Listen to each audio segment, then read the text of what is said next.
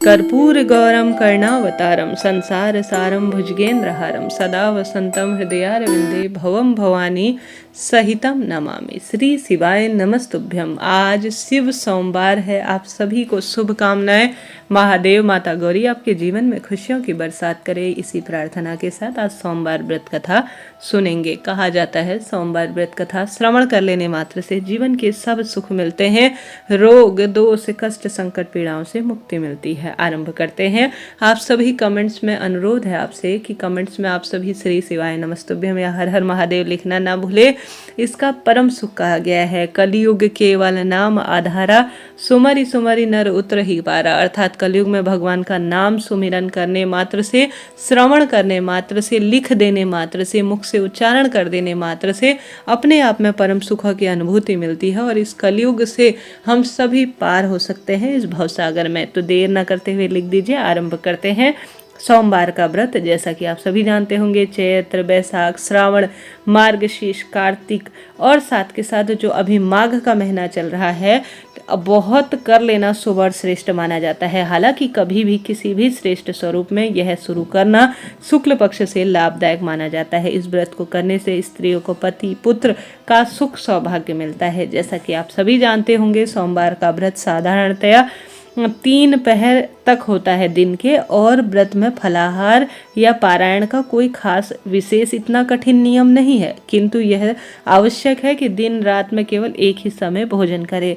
सोमवार के व्रत में शिव जी व माता पार्वती का पूजन करना चाहिए। सोमवार के व्रत भी 3 प्रकार के होते हैं। एक तो साधारण प्रति सोमवार, एक सौम्य प्रदोष और एक 16 सोमवार।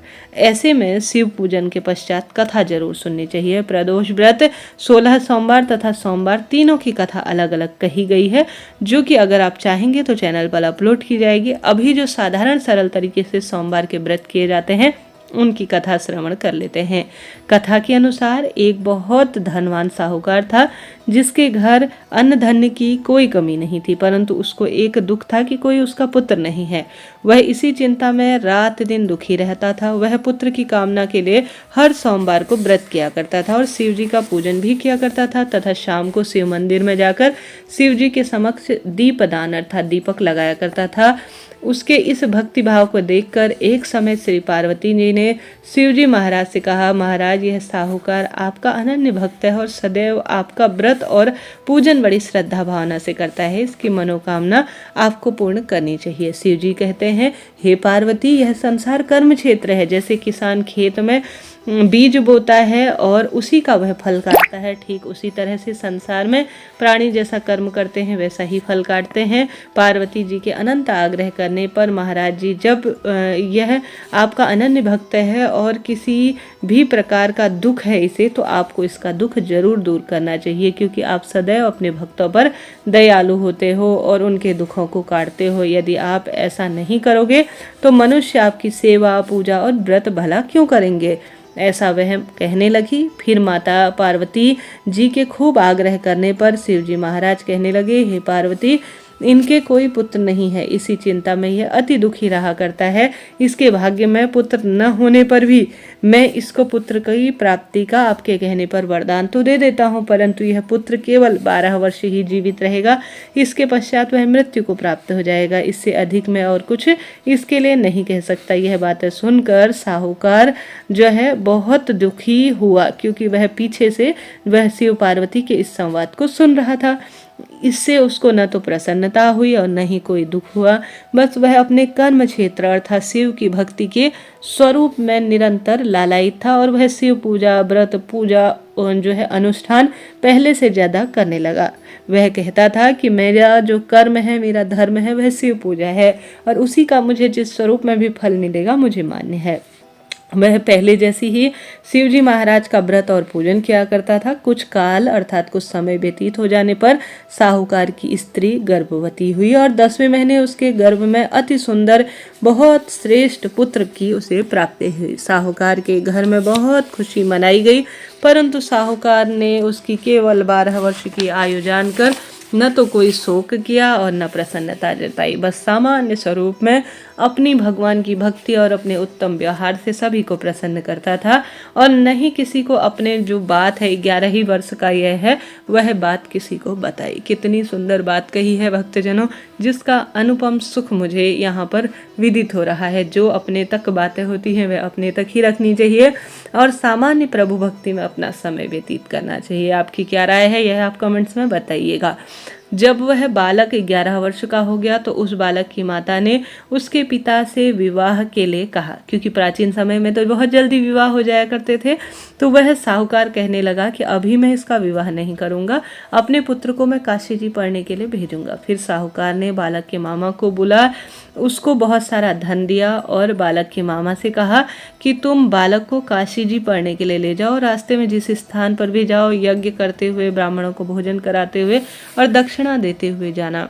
वह दोनों मामा भांजे यज्ञ कराते और ब्राह्मणों को भोजन कराते और दक्षिणा देते हुए जाते थे।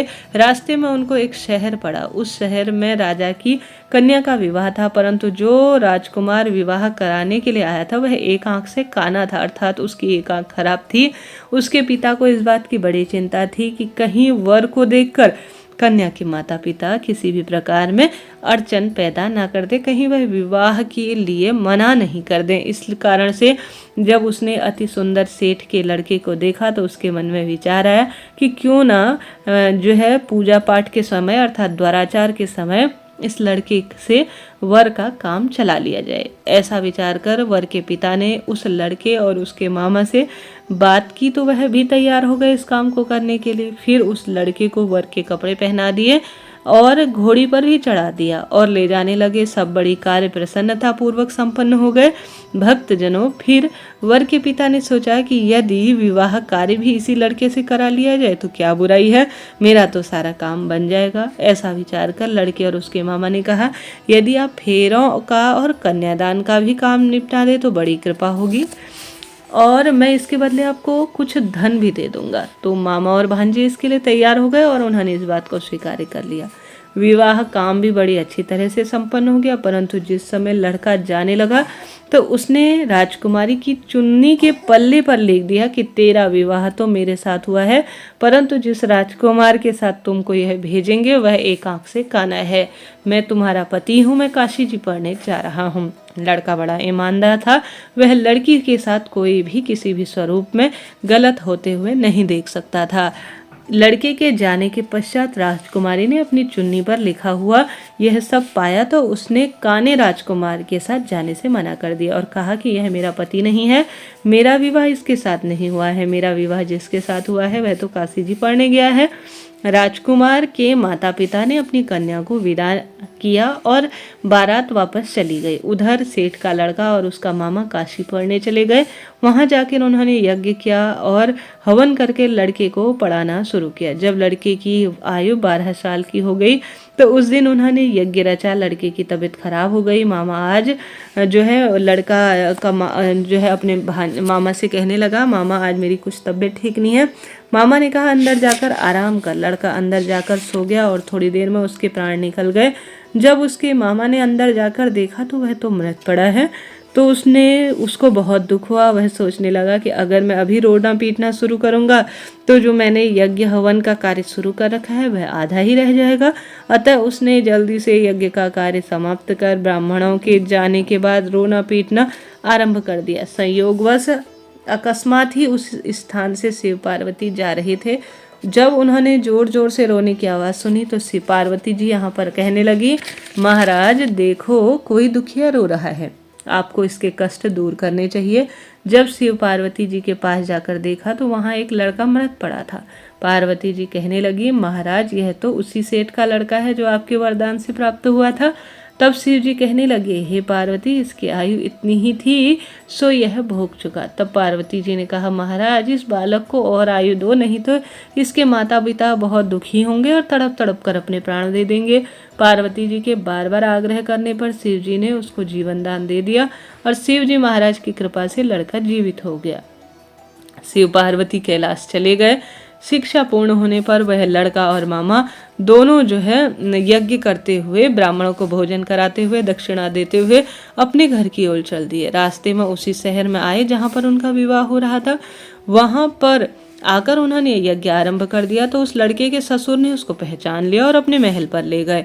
उसने बड़ी उसकी खातिरदारी की, बहुत सी जो है दास दासियों सहित अपनी लड़की को बड़े आदर पूर्वक धन दौलत देकर लड़की और जमाई को विदा कर दिया। जब वह दोनों अपने शहर के निकट आए तो मामा ने कहा कि पहले घर जाकर खबर कर आता हूँ।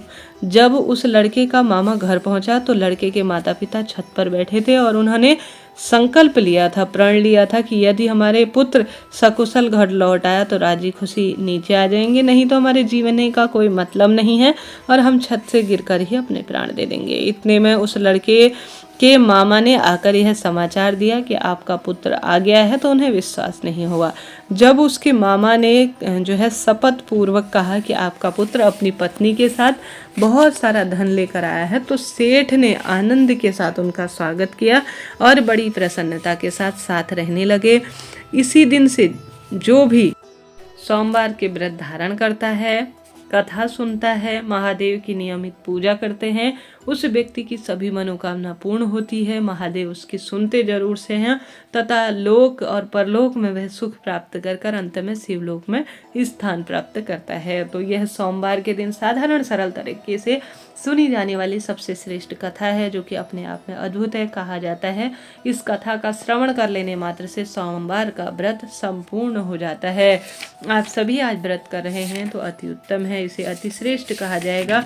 आप सभी जो है भगवान की कृपा प्राप्त करने के लिए आज ज़्यादा से ज़्यादा दीप दान करें और भगवान की पूजा आराधना में समय व्यतीत करें। अब आज शिव जी महाराज की आरती भी गा लेते हैं। आरंभ करते हैं। जय शिव ओमकारा, भोले हरे शिव ओमकारा, ब्रह्मा विष्णु सदा शिव अर्धांगी धारा। ओम जय शिव ओमकारा, एकानन चतुरानन पंचानन राजे, भोले पंचानन राजे, गरुणासन हंसासन वृषवाहन साजे। ओम जय शिव ओमकारा, दो भुज चार चतुर भुज, दस भुज अति सोहे, भोले दस भुज अति सोहे, तीनों रूप निरखता त्रिभुवन जन मोहे। ओम जय शिव ओमकारा, अक्ष माला वन माला मुंडे माला धारी, भोले मुंडे माला धारी, त्रिपुरारी कंसारी वरमाला धारी। ओम जय शिव ओमकारा, श्वेतांबर पीतांबर बाघांबर अंगे, भोले बाघांबर अंगे, सनकादित ब्रह्मादित भूतादिक संगे। ओम जय शिव ओमकारा, कर में श्रेष्ठ कमंडल चक्र त्रिशूल धरता, भोले चक्र त्रिशूल धरता, जग करता जग हरता, जग पालन करता। ओम जय शिव ओमकारा, ब्रह्मा विष्णु सदा शिव जानत अविवेका, भोले जानत अविवेका, प्रणवाक्षर के मध्य ये तीनों एका। ओम जय शिव ओमकारा, त्रिगुण स्वामी जी की आरती जो कोई नर गावे, भोले प्रेम सहित गावे, कहत शिवानंद स्वामी वन भजत हरि हर स्वामी, सुख संपत्ति पावे। ओम जय शिव ओमकारा। ओम नमः शिवाय। इस तरह से यह सुंदर सोमवार व्रत कथा और सोमवार की आरती थी। आपने सुना, आपका धन्यवाद और आभार। महादेव आपकी सभी मनोकामना पूर्ण करे, यही प्रार्थना करते हुए आपसे अनुरोध है चैनल को लाइक करें, शेयर करें, सब्सक्राइब करें। हर हर महादेव लिखना ना भूले। राधे राधे।